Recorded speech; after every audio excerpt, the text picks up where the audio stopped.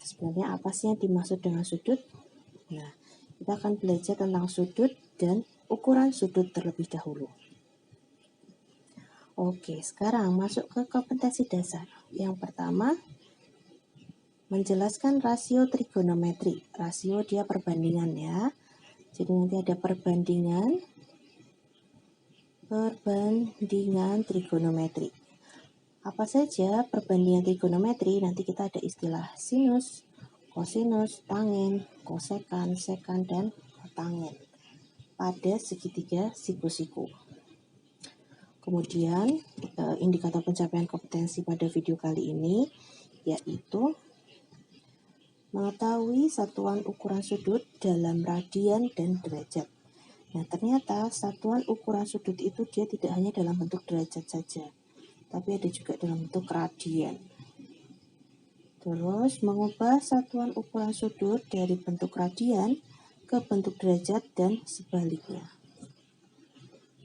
Jadi kita yang pertama kali belajar tentang sudut dan ukuran sudut. Oke, kita mulai tentang sudut. Sudut, dia itu merupakan sudut putar. Jadi sudut putar itu adalah hasil perputaran atau rotasi sinar garis dengan titik pangkal sebagai titik pusat putarannya. Oh, misal kayak gini nih gambarannya. Nah, ini ada sisi awal. Sisi awal garisnya sinar garis, terus dia itu naik ke atas. Sinar garisnya naik ke atas. Nah, ini ada sisi akhir. Nah, inilah yang dinamakan dengan sudut putar. Sudut putar. Nah, ini punya kesepakatan kalau arahnya ke atas, dia akan bertanda positif. Tapi kalau sudut putarnya itu ke arah bawah, dia akan bertanda negatif. Makanya dia punya kesepakatan, jika arah putar garis berlawanan dengan arah putar jarum jam, ya berlawanan, katakanlah berlawanan dengan arah jarum jam, berarti dia itu ke atas, ke arah atas ini, maka sudut bertanda positif. Tapi jika arah putar garis searah itu berarti dia ke bawah dengan arah jarum jam, maka sudut bertanda negatif. Oke, itu tadi tentang sudut. Kalau ke atas dia positif, kalau ke bawah dia negatif. Terus selanjutnya dia ada tentang kuadran. Jadi apa itu kuadran? Kuadran itu dia merupakan bidang koordinat kartesius. Jadi kalau bidang koordinat kartesius dia akan terdiri dari sumbu X dan sumbu Y. Dia ada sumbu X yang datar, sumbu Y yang vertikal. Sumbu X, sumbu Y. Coba kita perhatikan, ternyata bidang koordinat ini dia ada 4 daerah. 1, 2, 3, 4. Nah, inilah yang dimaksud dengan kuadran. Bagaimana cara mengetahui daerah kuadrannya? Nah, daerah kuadrannya ternyata dia nomor 1 atau kuadran 1 dia berlawanan dengan arah jarum jam. Jadi ke atas ya. Jadi dia kuadran 1, besarannya dari 0 sampai 90 derajat. Terus habis itu masuk kuadran 2, 90 sampai 180 derajat. Ada kuadran 3, dia dari 180 sampai 270. Dan kuadran 4 dia 270 sampai 360. Jadi 0 derajat ini dia kembali lagi 360 derajat. Oke, itu tadi tentang kuadran. Jadi kuadran itu koordinat kartesius yang terbagi menjadi 4 daerah. Terus misal nih kalau kita menggambarnya kuadran 1.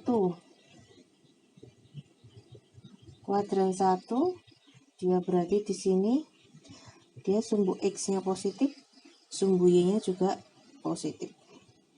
Kalau di kuadran 2, berarti sumbu X-nya dia negatif, sumbu Y-nya dia positif. Kalau di kuadran 3, berarti daerah sini, dia sumbu X-nya negatif, sumbu Y-nya positif.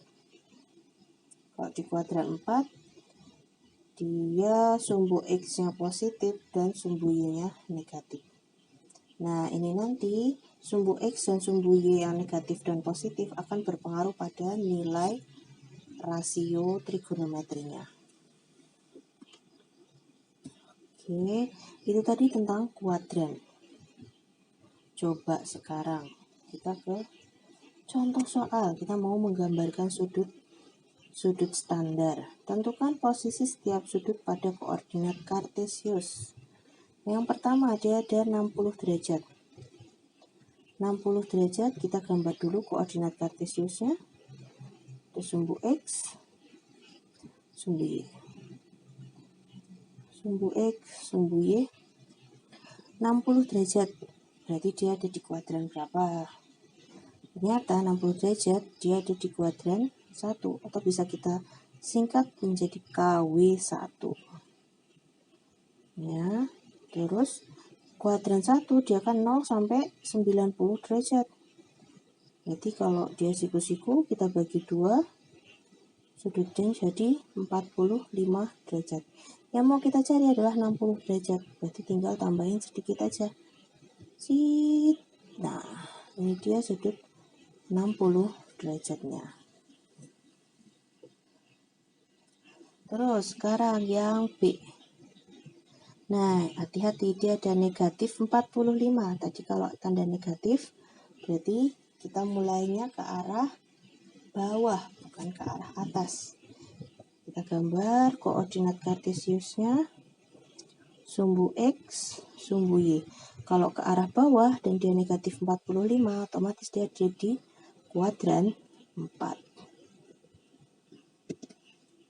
45 berarti dia setengah dari 90 derajat ya.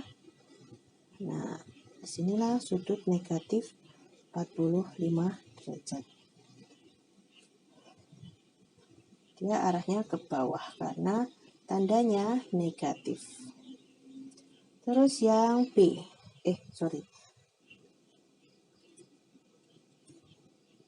Terus yang C. Dia ada 120. Nah, 120 dia tadi ada di kuadran 2. Kuadran 2 dia 90 sampai 180 derajat ya. Coba kita gambar koordinat kartesiusnya. Ini ada sumbu Y, ini ada sumbu X. Kuadran 1 tadi kan 0 sampai 90 derajat. Terus kuadran 2 90 sampai 180 derajat. Nah, berarti 120 ini dia kan 90 ditambah dengan 30 derajat. Oke, berarti kalau setengahnya dari 90/45 dia masih mendekati di 90 derajatnya. Kira-kira seginilah. Oke, nah inilah yang dimaksud dengan sudut 120 derajat. Dia ada di kuadran 2. Lanjut yang D. Sekarang ada sudut 600 derajat. 600 derajat berarti kan dia lebih dari 360. Coba kita cari dulu. 600 derajat dia 360 ditambahkan dengan 240 derajat. Nah, karena 360 derajat ini dia udah satu putaran, berarti ini nanti kita kembali lagi ke 0 derajat. Kita lihat 240 berarti ada di kuadran 3.